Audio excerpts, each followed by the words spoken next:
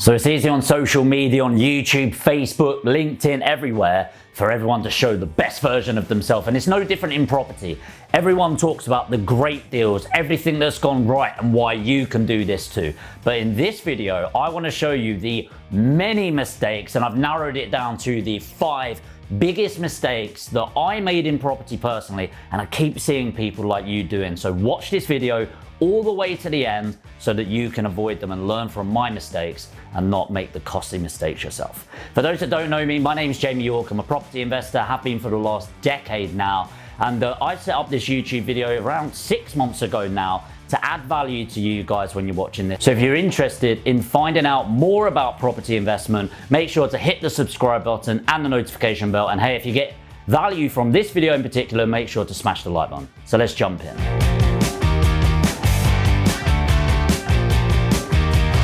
So the first big mistake that I made was rushing into buying my first property without actually getting properly educated and not knowing my investment objectives. And I see people doing this all the time. So I wasn't really surrounded by the education world. I actually didn't know it existed, if I'm completely honest. I didn't know there were companies that are out there to educate people to build their wealth successfully. So I was one of those guys that I watched one too many episodes of Homes Under the Hammer. My background was very blue collar, used my hands a lot growing up. My dad was a central heating engineer. A lot of people in my family were plumbers, laborers, bricklayers, sparkies, the lot. And so I used my hands a lot. And I thought, well, I've watched Homes Under the Hammer. I've seen these idiots that just absolutely ignore the advice that Martin and Lucy at the time were giving, and yet they still managed to make money in property. So why couldn't I, right?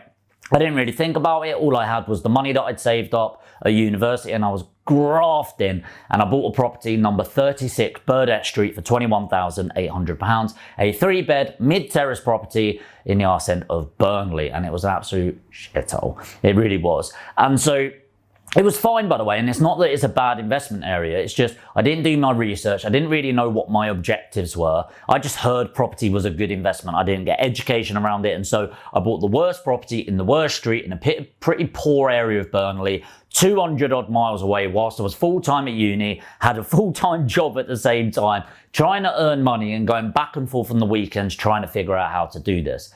Don't do that. Before you even get started, work out what your investment objectives are, work out what the outcomes are that you're looking to achieve over the short, medium, and long term, and then seek out the right education. If you've got the finances available, obviously invest in yourself and get some proper education. If not, watch YouTube channels like this. There's some other great ones on here that can add value, get yourself educated, and then go out, develop your spearhead, and then go and attack at that point. Number 2 is I focus only on cash flow. Now, at the start of your journey, of course, you want to focus on cash flowing strategies. So what I mean by focusing on cash flow is buy-to-let properties, you want to focus on how much money you are making on a residual basis, a monthly basis, after all costs. That's great. That's going to replace your income, maybe create financial freedom for yourself, maybe you're about to quit your job down the line. But what you have to understand is that the real money in property is actually mostly through the capital growth. Now, most people don't talk about that. Now, I'm not saying focus only on capital growth, but you need to have a strategy that incorporates an area where you're going to get cash flow, you're going to get an increase in your rents over time, and there's a historic evidence towards that, and there's historic evidence of capital growth. Now remember, the past does not represent the future, but it is a good indication of it. And by only focusing on cash flow, I focused on paper cash flow. Now there's a big difference between what you make on paper and the reality. So I'd be buying these really crap properties in the arse end of nowhere where nobody wanted to buy or had the ability. And so these low value, high rental areas created 2 problems. One, they were attracting the wrong tenant type. Now, it's not a generalization of everyone in the area, but these were the sort of tenants that were ripping out the copper when they left, smashed in the door, barely paid rent, hard to kick out, and then when they did leave, just trashed the property, okay?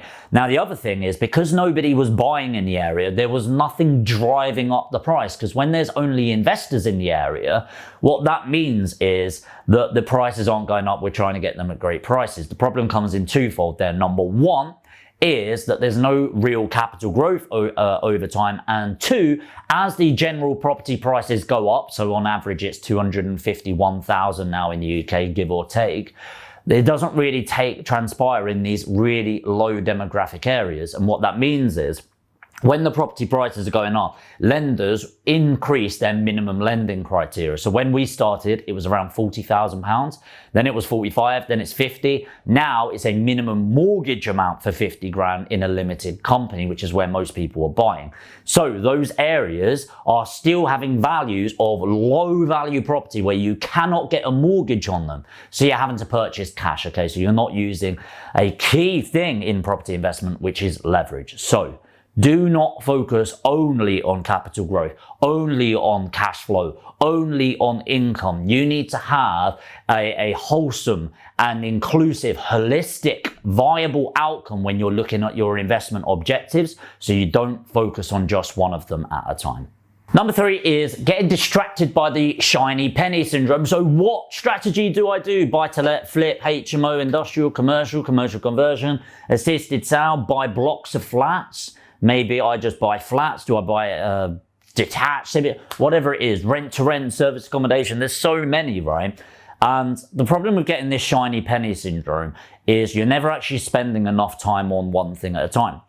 And I've had this before, okay? So I started with buy to let, then it's deal packaging, then I'll do some flips, then I'll do assisted sale, then I'll do commercial conversion. The problem is you become the master of none. And people say don't put all your eggs in one basket, have multiple streams of income. Yeah, that's great. But in order to do that, you need to put all of your eggs in one basket and become the master of something or really good at something. And then you need to, in order to build multiple streams of income, you need a stream of income. Okay. So don't get distracted by shiny penny syndrome. The truth is, what strategy works? They all work. You know, I see people going, oh, is service accommodation a scam? No, it works really effectively. It's also rubbish in some areas. Personally, I'm not a massive fan, but I know it works really well with people that are experts. I am not an expert at service accommodation. I don't profess to be, but you need to actually focus down. So for me, my number one, my 70% of my focus goes on trading, deal packaging and property trading, okay? And then with the money that I make from that, I'd say about 20% of my remaining 30% is spent on building a basic portfolio. Buy-to-lets, boring, vanilla stuff, because that is my wealth asset allocation that I'm building over time. And then 10%, the remaining 10% of the 100% will be focused on the more exciting opportunities, so flip, commercial conversions and trades. But ultimately, you need to focus on your core objective and not have shiny penny syndrome, especially for the first 5 years of your property investment career. Number 4, biggest mistake that I've ever made, and I see a lot of you doing this right now, is jumping into something bigger too soon without the right education and the right team around you. Now, the example for me was I was starting to make some good money what I was doing, and now I did what most people do when you start making money. You start going, oh, what else can I do this? And I do this a lot, by the way. It's one of my weaknesses, scattergunning around where I need to keep my core focus. And for me, it was starting in commercial conversions, because why mess around with buy-to-lets that are making me a few £100 a month? Why won't I do this one big one that can be life-changing, right? And by the way, I'm not knocking commercial conversion. I love commercial conversion, but you need to be right for it. So right at the start, I had a very basic level of education. I didn't pay for my education in it. And then we partnered up with somebody that we thought, well, they've done loads of projects. They're a developer, right? Actually, no, we didn't do our full research into the person.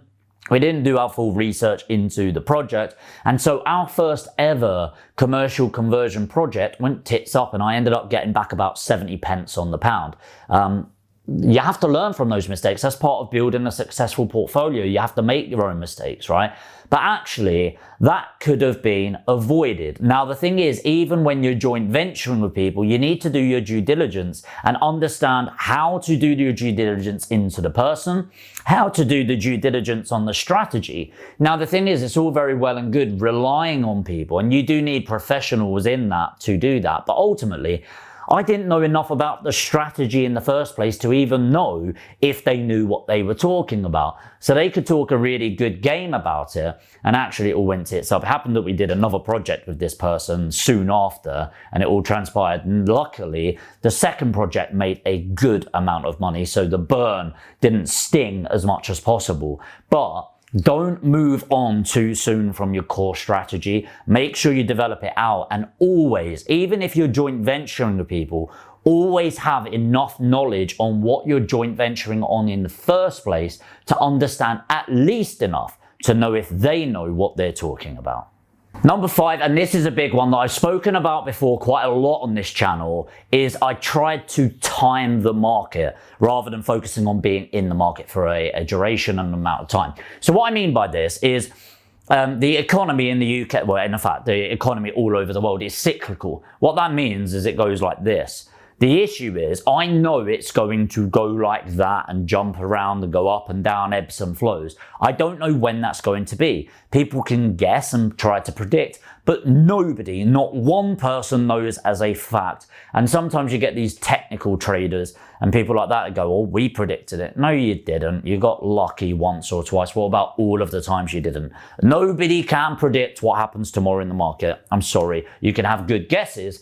Now, the thing is, what happens is as the market's going up like that, people go, I'm going to wait for it to crash. And I actually did a post about this recently. If you look at the last 3 years, and I've got investors, by the way, that haven't bought something in the last 4 years because they're waiting for this.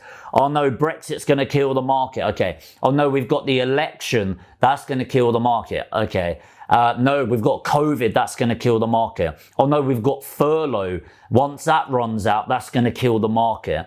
What else have we got? Oh, we've got the B bills. Oh, that's going to run out. That's going to kill the market. I'm going to wait for corporation tax to go up. That's going to kill the market. I'm going to wait for the vaccines to roll out because that's going to kill the market. Oh, by the way, the cryptocurrency is going mad right now. Once that crashes, it's going to take the whole market down. It's like, mate, you've been thinking about getting in the market for the last 3.5 years.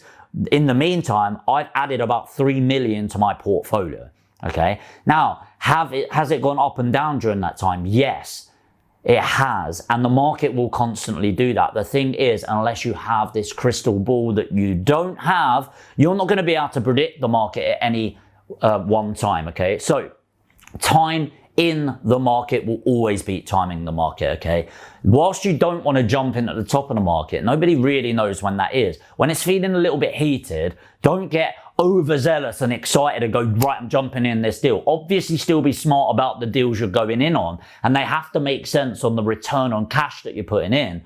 But don't miss out on opportunities, waiting for the unicorn, waiting for the perfect storm to arrive, because it never comes, okay? I'm not looking for the perfect deal. I'm looking for a lot of really great deals, knowing that every now and then a unicorn's going to come along. So I've been buying a lot of properties over the last 5 years where other people have been scared to get in the market. And I've had some really cool deals coming along. We just completed on the most insane deal last week from filming this video, actually. It's a £170,000 property that we bought for £15,000. 1-5. What? Absolutely crazy deal. But if I wasn't active in the market, regularly buying and become known in the market as somebody you can rely on, there's no way that property would have come to us. There's no way we would have even held that asset at all. Okay? So don't try and time the market. It's all about time in the market. Time in the market.